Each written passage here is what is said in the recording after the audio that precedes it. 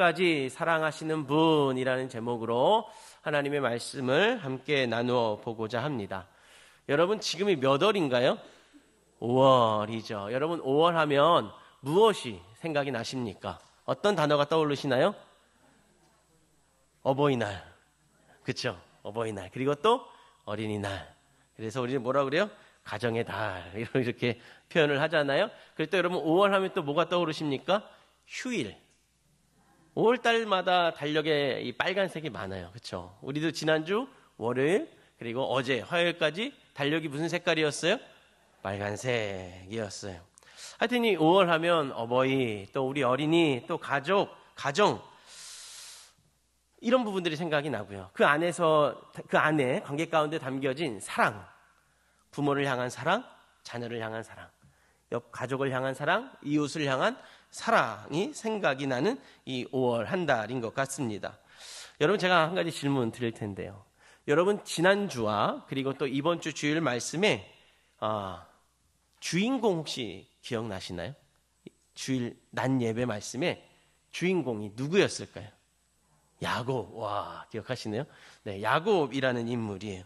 여러분 이 야곱이라는 인물이요. 이 성경을 이렇게 읽다 보면 야곱만큼 절절한 사랑을 한 사람이 없어요.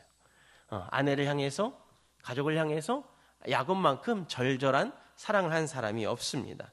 여러분 야곱은요, 아버지 이삭 앞에서 자신의 형 에서인 척을 해요. 그리고 나서 에서가 받아야 할 장자권의 축복을 대신 받게 됩니다. 그 일로 인해서 이 야곱의 형 에서는 화가 단단히 나죠. 그래서 어떤 표현을 하냐면 내가 죽일 거야 라는 표현까지 해요. 이 야곱은 그 이야기를 듣고 나서 너무나도 무섭죠. 형이 나를 죽이려고 드니까 얼마나 무섭습니까? 그래서 한 번도 가보지 못했던, 한 번도 만나보지 못했던 외삼촌 라반의 집을 향해 도망을 갑니다. 근데 여러분 그 길이 그리 쉽지 않은 길입니다. 왜냐하면 거리도 멀고요. 그리고 그 안에 그 환경이 얼마나 무섭습니까? 불빛이 하나 없고 걸어가야 하는 상황이니 얼마나 두렵고 무서웠겠습니까? 그리고 이 야곱은 외삼촌 집을 가본 적이 없어요. 그리고 외삼촌을 만나 본 적도 없어요. 그러니 여러분 주소만 알고, 지금처럼 주소가 잘 돼 있는 것도 아니잖아요. 그냥 그 동네 이름만 알고 가는 거예요. 얼마나 두렵고 무섭겠습니까? 그런데도 하나님이 은혜 주셔서 이 야곱이 외삼촌 라반의 집에 잘 도착을 하죠. 그리고 나서 외삼촌 라반에게 한 대를 받습니다. 하여튼 도착을 했어요. 그리고 이제 외삼촌 라반의 집에서 살기 시작을 합니다. 한 달쯤 지났는데요. 이 한 달쯤 지났을 무렵에 라반이 야곱에게 한 가지 제안을 합니다.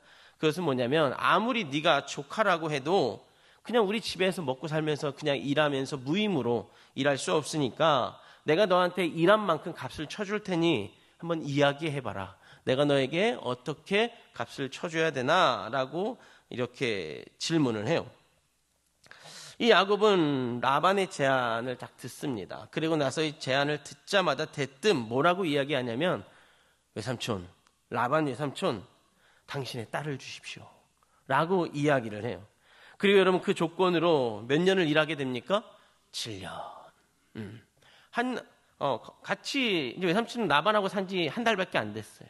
그러니까 즉 외삼촌 라반의 딸, 자기 사촌을 만난 지도 한 달밖에 안 됐어요. 근데 그 사촌이 너무나도 이뻐 보였던 거예요. 너무나도 사랑스러워 보였던 거예요. 그래서 이 라반에게 가서 일한 값으로 딸을 달라고 요구를 해요. 그리고 그 값이 몇 년이냐면 7년을 일하게 돼요. 근데 여러분 야곱이 얼마나 이 둘째 딸, 라반의 둘째 딸 라헬을 사랑했는지 성경에 표현을 보면 얼마까지 사랑했냐면 7년이 며칠 같았다라고 이야기를 해요. 여러분 이런 사랑 해보셨습니까? 7년이 며칠 같은 사랑. 하루가 7년 같죠. 지금 사랑하시는 사람 한 분들과 살아가실 때 하루가 7년 같죠. 네. 근데 여러분 야곱 뭐래요? 7년이? 나는 이런 사랑 해봤다. 쉽지 않죠. 어렵죠. 너무 힘들 것 같아요. 하여튼 여러분 성경에 보면 야곱은 그렇게 사랑했대요. 이 라헬을 얻기 위해서 7년을 며칠 같았다고 성경은 표현해요. 그런데 여러분 이 절절한 이 라헬을 사랑하는 야곱에게 어떤 일이 일어난가요? 7년 지나고 나서 결혼식을 하는데 아내로 바로 라헬을, 그토록 사랑했던 라헬을 마주하게 되나요? 아니요. 엉뚱하게 그의 언니, 그렇죠? 엉뚱하게 그의 언니 레아를 자신의 신부로 맞이하게 되는 거예요. 너무나도 놀랬죠. 내가 원한 게 아닌데, 내가 7년 동안 이렇게 열심히 일한 이유가 이게 아닌데, 이 여인이 아닌데, 라헬인데 왜 레아가 내 옆에 있나? 엄청난 충격이었을 거예요. 그리고 나서 라반에게 따지러 가는 거예요. 외삼촌에게. 외삼촌, 이게 무슨 일입니까? 나는 라헬이지 레아가 아니에요. 라고 이야기를 해요. 그랬더니 외삼촌이 또 제안을 해요. 그러면 7년 더 일하라고. 또 7년 더 일하라고. 그래서 여러분, 이삭이 일해요, 안 해요? 일하죠. 라헬. 사랑하는 여인은 라헬을 위해서 7년을 일하게 됩니다. 사랑하는 사람을 위해서 한 푼 받지 못하고, 한 푼도 얻지 못하고 14년을 일하는 야곱이에요. 이 절절한 사랑 아닙니까? 혹시 만약에 여러분이 야곱이라면 여러분 어떤 선택을 하시겠습니까? 안 해요. 7년도 화가 나는데 7년을 더해 14년을 돈 한 푼 받지 못하고 하셔야 못 하셔요? 쉽지 않죠. 쉽지 않아. 7일도 사실 고민하는데 이거 7년이니 14일도 고민될 것 같은데 14년이니 이거 쉽지 않아요. 아무리 사랑한다 해도 솔직히 쉽지 않다. 이게 여러분 우리 안에 결론 아닙니까? 이게 우리 안에 솔직한 대답 아닐까요? 제가 저번에도 말씀드렸는데 제가 그 아들만 둘이에요. 아들만 둘인데 특히 큰아이가 지금 이제 중3이거든요. 근데 얘 큰아이가 이렇게 성장하면서 정말 말썽이란 말썽을 많이 부렸어요. 오죽하면 다른 분이 이렇게 데리고 가서 막 혼낼 정도였으니까 말썽이란 말씀은 참 많이 부렸어요. 그래서 어느 날부터인지 이건 제 안에 있는 고백이고 비밀인데요. 어느 날부터인지 이 큰 아이에게 사랑하는 마음이 조금 덜 가요. 이 솔직한 고백이에요. 여러분 말썽 부리는 자녀 그리고 내 말을 잘 듣는 자녀 누가 더 사랑스러운 거예요? 물론 다 사랑스럽지만 누구에게 더 마음이 가시나요? 말 잘 듣는 자녀에게 마음이 가죠. 이 솔직한 부모 아닙니까? 둘 다 내 자식이지만 솔직한 부모의 마음인 거예요. 이 큰 놈한테 이게 마음이 조금 덜 가기 시작하더라고요. 물론 사랑은 하죠. 근데 사랑보다는 그 아이를 볼 때 근심이 조금 더 생기고 이놈이 커서 뭐 해 먹으려고 그러지? 이런 생각이 조금 더 많이 드는 거예요. 어느 날 거실에 이렇게 앉아 있는데 이 둘째 놈하고 이렇게 살을 붙이고 앉아 있는데 이제 둘째 놈이 저랑 앉아 있다가 이제 가고 큰 놈이 옆에 와서 앉았어요. 그런데 깜짝 놀랐어요, 제가. 왜냐하면 둘째 놈하고 이렇게 살을 붙이고 앉아 있을 땐 그냥 별 느낌이 없었어요. 그냥 당연한 내 자식이니까 내 피부인 양 생각하고 불편함 없이 앉아 있었어요. 그런데 큰 놈이 와서 살을 맞대고 앉았는데 어색해요. 동의하시나요? 다 고개를 끄덕이시고 아멘 하시고. 여러분 솔직한 심정 아닙니까? 그 아이와의 관계, 그 아이는 나를 향해서 관계가 좋아요. 저만 불편한 거죠. 근데 제가 그 아이 피부에 닿으니까 이 큰 놈과 적은 놈의 차이가 달라요. 느낌이. 피부에 와닿는 느낌이 다르고 마음이 다르니까 느낌이 다르겠죠. 하여튼 그런 느낌이 저에게 오더라고요. 솔직히 너무 놀랐어요. 둘째 아이하고 붙어 있을 땐 평안하고 뭐 별 느낌이 없었는데 첫째하고 있을 때는 조금 어색하더라고요. 저만 느끼는 감정이었어요. 그래서 여러분 그때 제가 크게 반성했어요. 크게 회개했습니다. 사랑해야 하는데 내 안에 이 아이를 향한 사랑이 부족했구나. 내가 이 아이를 향한 사랑이 부족했구나. 하나님이 맡겨주신 것인데 소홀히 했구나. 라는 생각을 그때 너무나도 절절히 깨달았어요. 그래서 그 자리에서 큰 회개하고요. 더욱더 그 아이를 눈여겨보고 더욱더 사랑하고 더 큰 사랑으로 대하려고 그래요. 사랑하는 성원교회 영가정 여러분, 사랑하지 않으니까요. 아니요, 사랑이 좀 변하니까요. 그 사랑의 무게도 가벼워지더라고요.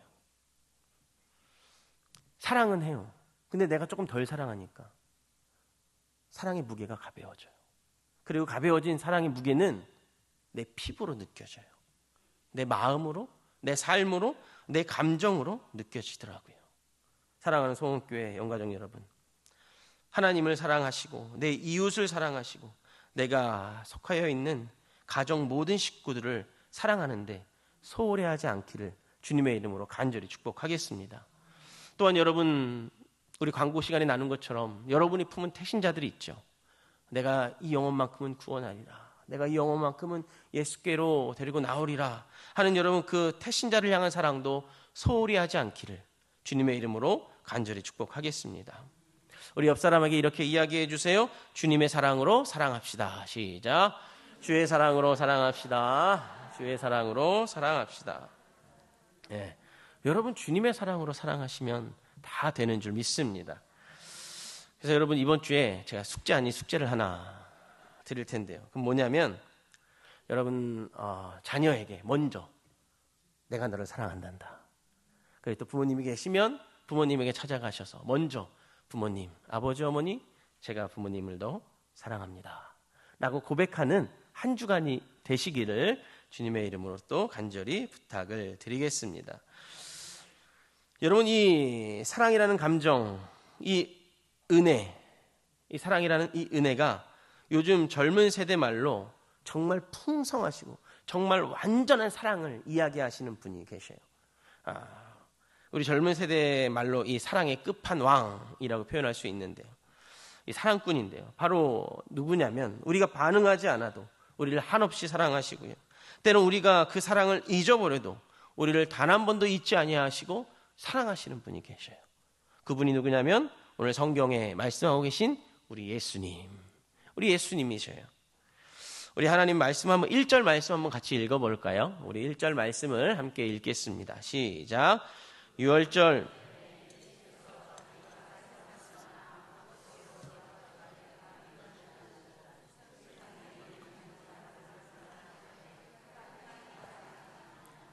아멘. 성경 말씀하시죠? 사랑하시되 어디까지 사랑한대요? 끝까지. 우리 예수님은 우리를 이렇게 사랑하신대요. 사랑하시는데 그냥 사랑하는 것이 아니라 끝까지 사랑한다는 거예요. 여러분, 끝까지 사랑한다는 것은 그 사랑함으로 따라오는 모든 책임을 다 지시겠다라는 거예요. 어떤 이유와 어떤 것을 막론하고 내가 너를 사랑하는 데 필요한 모든 책임들, 모든 상황들을 내가 다 사랑하겠노라고, 내가 다 함께 하겠노라는 예수님의 마음이셔요.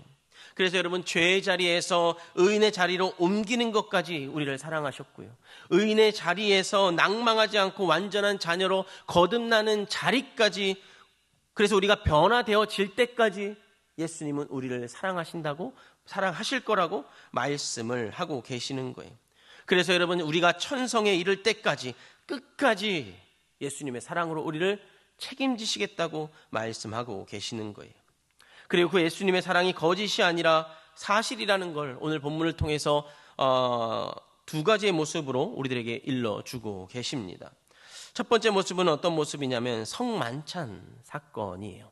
성만찬 이야기입니다. 사실 여러분, 오늘 본문은요, 이 성만찬에 대해서 집중적으로 조명하고 있지는 않습니다. 굳이 찾아보면 2절, 3절, 4절까지 정도 성만찬과 관련된 이야기를 잠시 다루고 있습니다. 그러나 여러분, 이 사건은, 이 성만찬 사건은 우리가 다 알고 있는 것처럼 모든 복음서에 정말 자세히 잘 다루고 있죠. 그리고 마지막에 쓰인 이 요한복음서만 조금 덜 다루고 있지 않았나라고 생각이 좀 되어집니다. 그러나 여러분, 중요한 것은 이 성만찬 중에 일어난 중요한 사건 중 하나를 요한은 기록을 해 놓았어요. 그것은 뭐냐면 바로 가룟 유다의 마음입니다. 여러분, 마태복음에서는 가룟 유다에 대해서 잘 다루고 있습니다. 그래서 여러분, 마태복음 26장을 보시면 가룟 유다가 제사장에 가서 예수를 파는 은 30에 파는 장면이 이 마태복음 26장에 등장을 하죠. 그러나 여러분, 유다가 왜 그러한지는, 왜 유다가 가서 제사장에게 예수를 은 30에 판 이유에 대해서는 마태나 마가나 누가복음은 기록을 하고 있지 않습니다. 오직 요한복음만, 우리가 읽은 요한복음만 마태가 왜 이런 행동을 했는지에 대한 기록을 하고 있습니다. 여러분 오늘 우리가 읽은 본문 2절 말씀인데요. 또 우리 함께 읽어보도록 하겠습니다. 마귀가 벌써 시몬의 아들 가룟 유다의 마음에 예수를 팔려는 생각을 넣었더라. 아멘. 여러분 유다가 예수를 팔려고 한 것은 누구의 행동이라고 이야기를 해요? 마귀의 행동. 예, 마귀의 짓이라고 요한복음은 우리들에게 일러주고 있는 것입니다. 그래서 예수님은 그 일을 사실 그리고 또 이미 알고 계셨어요. 그러면 여러분 이 모든 것을 알고 아셨다면 여러분 예수님이 어떤 행동을 취하셔야만 했을까요? 저자가 나를 팔 거라는 걸 예수님 아셨어요. 저자가 나를 십자가상으로 올려놓을 걸 예수님 아셨어요. 그럼 여러분 어떻게 해야 될까요? 예수님이면. 만약에 여러분 예수님이라면 내 앞에 있는 사람이 자기를 팔 걸 알아요. 그럼 여러분 어떻게 하실 거예요? 날 팔지 못하게 막아야죠. 그게 여러분 정상적인 생각 아닙니까? 아니면 굳이 한 밥상에 둘러 앉아있는 것조차 기분이 나쁘죠. 그래서 여러분 그 자리에 앉아있는 거 쉽지 않았을 것 같아요. 다른 상에 가서 먹으라고 하든지 아니면 예수님이 그냥 나오든지 뭐 둘 중에 하나 할 것 같은데 예수님은 그렇게 하지 않으셨어요. 예를 들어보면 이런 거예요. 만약에 여러분 저희 집에 금괴가 있다고 생각을 해보세요. 물론 저희 집엔 금괴는 없어요. 그래서 여러분이 원하신다면 저희 집 주소를 다 알려드릴 수 있어요. 왜? 금괴가 없으니까. 언제든지 오셔서 물은 드릴 수 있으니까. 하여튼 금괴는 없어요. 근데 예를 들어서 저희 집에 금괴가 있다고 생각을 해보세요. 그런데 어느 날 내일 저희 집에 이 금괴를 훔치러 온다고 도둑이 예고장을 보냈어요. 내가 너희 집에 금괴를 가지러 가겠다. 도둑 100 이렇게 써서 편지를 저한테 보냈어요. 그럼 여러분 제가 어떤 행동을 할까요? 뭐 금괴를 딴 데 옮겨 놓든지 그것도 아니면 경찰을 불러다가 이렇게 뭐 신변 보호 요청을 하든지 뭐 둘 중에 하나는 해결하지 않겠습니까? 하지 않겠습니까? 그래서 금괴를 가져가지 못하도록 제가 할 수 있는 모든 수단과 방법을 해서 대비하지 않겠습니까? 물론 예수님도 여러분 이렇게 하실 수 있다라는 거예요. 저자가 나를 못 팔게 분명히 하실 수 있다라는 거예요. 유다가 마귀의 속삭임에 자기를 팔 것을 아셨으니까 식사 전부터 아셨으니까 못하게 하도록 수단과 방법을 분명히 쓸 수 있으셨다라는 거예요. 그런데요 여러분 그럼에도 예수님은 하지 않으셨어요.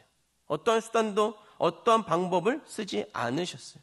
그럼 여러분 그 이유가 무엇일까요? 왜 예수님 막지 않으셨을까요?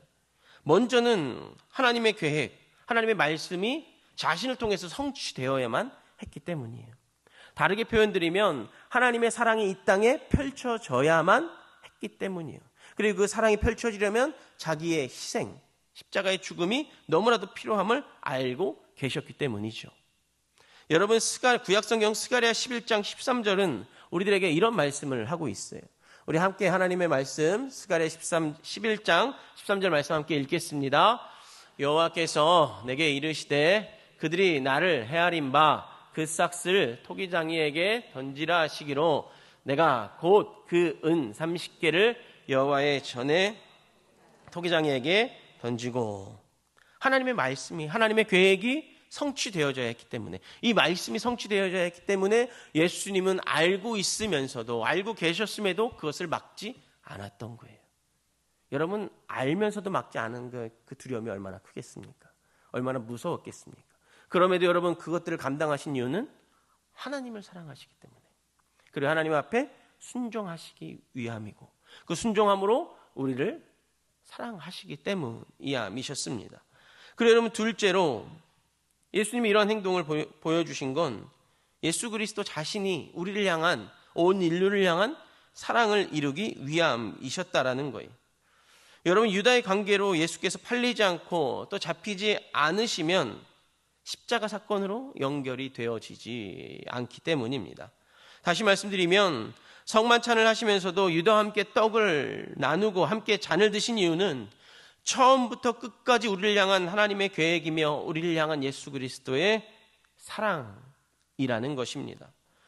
사랑하는 영가족 여러분, 우리는 이 엄청난 사랑 안에 있습니다. 우리는 이 엄청난 사랑을 받았고요. 그리고 또 앞으로도 계속해서 받고 삶을 살아갈 것입니다. 그런데 여러분, 그 사랑 어떻습니까? 여러분, 그 사랑이 매일매일 이 엄청난 사랑이잖아요. 십자가에 놓이신 엄청난 사랑이잖아요. 보혈의 은혜를 입은 엄청난 사랑이잖아요. 근데 여러분, 그 사랑 매일매일 고백하며 삶을 살아가십니까? 매일매일 기억하며 여러분 삶을 살아가십니까? 여러분, 그 사랑 앞에 예수님 매일매일 사랑합니다 라고 여러분 고백하며 삶을 살아가십니까? 고백은 하죠. 생각은 하고 마음은 있어요. 근데 여러분, 이게 매일매일 이루어지지 않는 것이 우리의 삶의 모습이죠. 다른 것이 먼저 앞서는 삶을 살아가고 있다라는 거예요. 그 사랑을 잘 고백하지 않을 때가, 그 사랑을 잘 느끼지 않는 삶을 살아갈 때가 우리 안에 종종 있다라는 거죠. 그래서 여러분, 그 사랑을 표현하지 못할 때가 우리 안에 참 많이 있죠. 그래서 사랑하는 성도 여러분, 그래서 여러분, 이 시간에 그 예수 그리스도의 사랑을 다시 한번 여러분 마음에 한번 품어보시기를 바랍니다. 나를 향한, 십자가를 향한 예수 그리스도의 그 은혜를 여러분 마음에 한번 담아보시기를 바랍니다. 내가 사랑하는 거 여러분 조금 밀어놓으시고요. 나에게 완전한 사랑을 주시려고 이해가 되어지지 아니하고 추악한 상황을 묵묵히 견디고 이겨내신 예수 그리스도의 사랑을 여러분 마음에 한번 새겨보시기를 바랍니다. 그리고 여러분, 그 사랑으로 우리가 지금 이렇게 살아가고 있기 때문에 그래요. 그 사랑으로 우리는 이렇게 은혜를 누리며 살아가고 있기 때문에 그렇습니다. 여러분, 두 번째로요, 예수님의 사랑의 표현의 방식은 오늘 본문에 나와 있는 건 세족식입니다. 첫 번째는 이 성만찬이었다면 두 번째는 이 세족식 사건인데요. 여러분, 세족식 해보셨죠? 아마 다 해보셨을 거예요.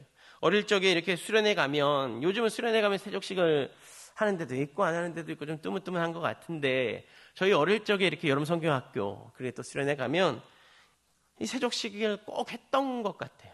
세족식을 했던 기억이 있습니다. 그리고 여러분, 이 막 수련회 기간 동안에 장난치고 막 그렇게 하더라도 이제 세족식 하는 시간이 딱 되면 왠지 분위기가 숙연해지고 왠지 분위기가 이렇게 조금 가라앉죠. 좀 엄숙해짐을 우리가 느꼈던 것 같아요. 그 이유는 뭐냐면 그 세족식에 나타나진 않지만 느낄 수 있었던 예수 그리스도의 사랑, 그 섬김, 그 헌신, 그 수고의 내용이 이 세족식 안에 다 담겨져 있기 때문입니다. 여러분, 예수님은 오늘 본문에서도 제자들에게 이 세족식을 베풀어 주시는데요. 오늘 우리가 읽은 본문 4절, 5절 말씀, 우리 두 구절 말씀을 함께 이어서 읽어보도록 하겠습니다. 저녁 잡수시던 자리에서 일어나 겉옷을 벗고 수건을 가져다가 허리에 두르시고 이에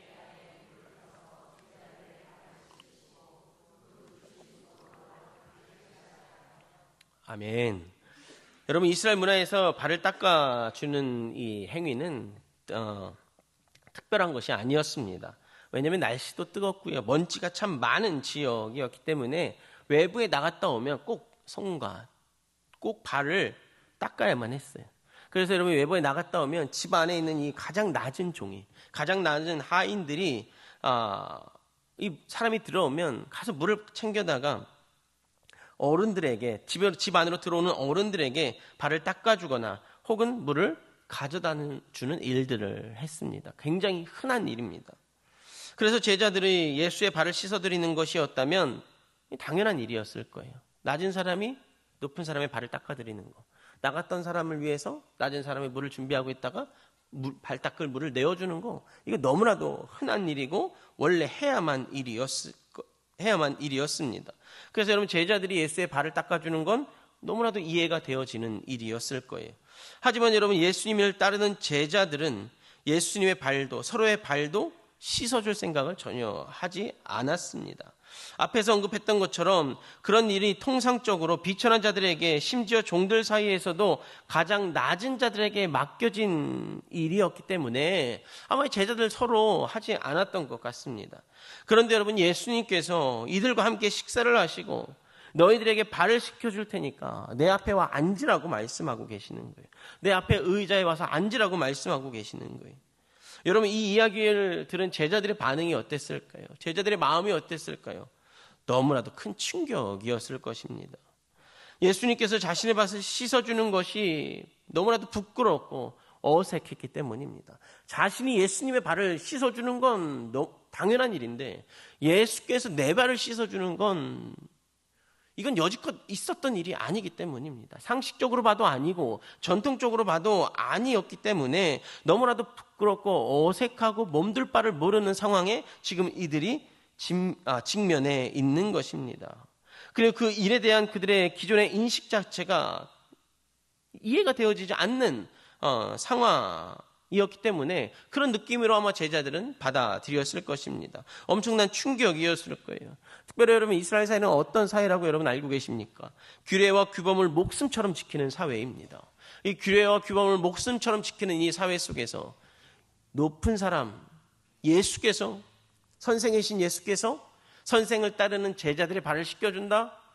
이거 가히 상상할 수 없는 일입니다. 가히 절대 일어날 수 없는 일이죠. 유대사회 속에서는 자기들을 믿고 따르던 자가 자신들을 발을 씻겨준다는 것은 절대 일어나지 못할 일입니다. 그래서 여러분, 그 중에 한 명인 베드로가 예수님의 행위를 막고 나서죠. 예수님 그렇게 하면 안 된다, 못한다고 이야기를 하죠. 왜요? 이해가 되어지지 않는 거예요. 납득이 되어지지 않는 거예요. 자신이 섬겨왔던 규례와 규범에 맞지 않는다라고 이야기를 하는 거예요. 그래서 여러분, 6절과 8절 상반절 내용을 좀 보시면 이렇게 말씀하고 있어요. 우리 함께 또 말씀 읽겠습니다. 시몬 베드로에게 이르시되, 베드로가 이르되 주여, 주께서 내 발을 씻으시나이까? 베드로가 이르되 내 발을 절대로 씻지 못하리이다 라고 여러분 고백을 하는 거예요. 이에 예수께서 이어서 이렇게 답변을 하세요. 7절과 8절 하반절에 보시면 또 함께 읽겠습니다. 예수께서 대답하여 이르시되 내가 하는 것을 내게 지금은 알지 못하나 이 후에는 알리라. 내가 너를 씻어주지 아니하면 내가 나와 상관이 없느니라. 아멘. 예수님이 이렇게 행동하시는 이유는 너희와 나와 관계를 완전하게 하기 위함이라고 말씀하시는 거예요. 내가 거룩하니까 너희도 거룩하게 하기 위함이라고 말씀하고 계시는 거예요. 좀 전에 우리가 함께 읽은 말씀처럼 내가 너와 상관하고 내가 너와 관계하고자 원하기 때문에 이렇게 행한다라고 말씀하고 계시는 거예요. 끝나지 않을 영원한 관계를 유지하기 위해서 내가 너의 발을 씻겨준다라고 말씀하고 계시는 거예요. 그럼 하나님과 우리와의 끝나지 않은 영원한 관계는 무엇이겠습니까? 그럼 하나님과 우리와의 끝나지 않을 영원한 관계가 무엇일까요? 창조주 되신 하나님과 피조물 된 우리의 관계일 것입니다. 쉽게 말씀드리면 아버지와 자녀의 관계일 것입니다. 죄인의 삶을 살아가는 우리와 우리의 죄의 값을 대신 갚아주시는 아버지와의 관계일 것입니다. 사랑하는 소원교회 영가족 여러분, 하나님의 계획과 선택은 절대 변함이 없습니다. 그리고 그 계획을 이뤄가기 위해서 우리 하나님은 절대 방관하지도 않으십니다. 항상 관계를 유지하시고 상관하고 계시지요.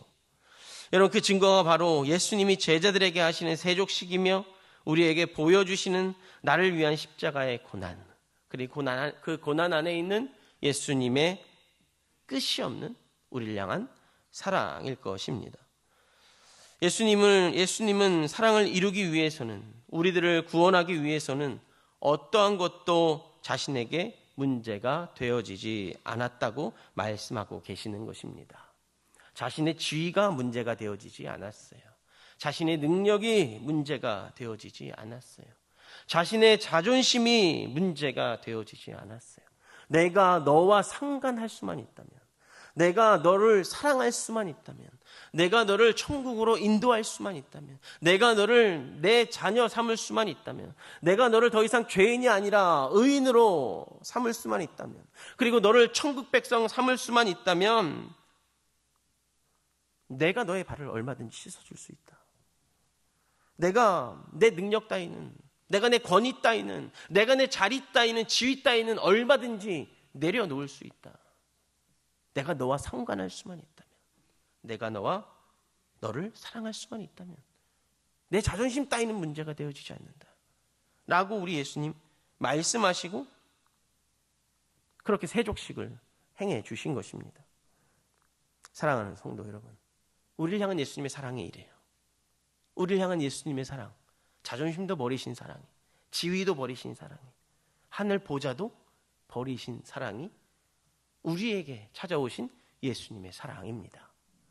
그럼 여러분 우리가 그 사랑 앞에 어떤 모습으로 삶을 살아가야 될까요? 여러분 본문에 보시면 심지어 여러분 예수님 앞에 발을 내민 자 중에 누구도 있었을까요? 예수를 판 자? 가룟 유다가 그 자리에 있지 않았겠습니까? 그런데 여러분 예수님 그의 발 어떻게 하셨을 것 같아요? 여러분 제가 말씀 서두에 저희 큰놈 이 말씀 드렸잖아요. 제가 좀 덜 사랑하니까 마음이 조금 덜 가니까 이놈이 와서 피부에 닿는데 제가 어색하다고 말씀드렸잖아요. 여러분 인간의 사랑은 이렇잖아요. 근데 예수님 우리를 향한 사랑은 어때? 가룟 유다가 그 앞에 앉아있어요. 만약에 인간적인 모습이라면 가룟 유다의 발 씻어요? 못 씻겨줘요? 못 씻겨줘요? 쉽지 않죠. 죄송한데요. 저라도 못할 것 같아요. 저는 못할 것 같아요. 내가 쟤 때문에 이제 십자가 올라갈 건데, 내가 쟤 때문에 내 옆구리에 창이 들어올 건데, 못자국이 날 건데, 극심한 고통 가운데 내가 놓이게 될 텐데, 내가 죽을 텐데, 내가 유다의 발을, 저는 솔직히 쉽지 않을 것 같아요. 번뇌하고 고민할 것 같아요. 근데 여러분 예수님은 아니었어요. 그 역시 씻겨주셨어요. 왜 예수님 그런 행동을 보이셨을까요? 우리를 향한 완전한 사랑을 이루기 위함이셨던 거죠. 주의를 내려놓고 자신의 자리를 내어놓고 그 모든 것을 다 자신의 능력을 내어놓으신 거죠. 그리고 우리를 향한 사랑을 얻기만을, 우리를 구원하시기만을 원하셨던 거죠. 예수님은 이 세족식으로 다 이루셨다고 말씀하고 계시는 거예요. 사랑하는 성목교회 영가족 여러분, 우리는 이 엄청난 사랑을 받은 자들이에요. 우리 안에는 여러분 이 엄청난 은혜와 이 사랑이 우리 안에 있어요. 이 세상 누구도 우리에게 줄 수 없는 영원한 사랑이 우리에게는 있어요. 이제 여러분 우리가 해야 할 일은 그 사랑을 온전히 누리며 삶을 살아가는 것입니다. 그 사랑을 온전히 고백하며 삶을 살아가는 것입니다. 나를 향한 예수님의 그 사랑을 헛되이 하지 않는 온전함으로 우리가 그 사랑을 누리며 살아가야 하는 것입니다. 그럼 어떻게 주님께 내가 받은 그 사랑을 표현하며 고백하며 또한 누리며 삶을 살아갈 수 있을까요? 내가 어떻게 예수님 앞에 예수님이 모든 것을 다 내어놓고 나를 사랑하셨는데 그 사랑 앞에 나 이렇게 사랑하고 있습니다. 이렇게 살아가고 있습니다. 라고 여러분 고백하며 삶을 살아갈 수 있을까요? 성경에서 우리가 읽은 본문에서 두 가지의 답을 찾아볼 수 있을 것 같은데, 첫째는 뭐냐면 3절 말씀 안에 있어요. 우리 3절 말씀 또 함께 읽겠습니다. 시작.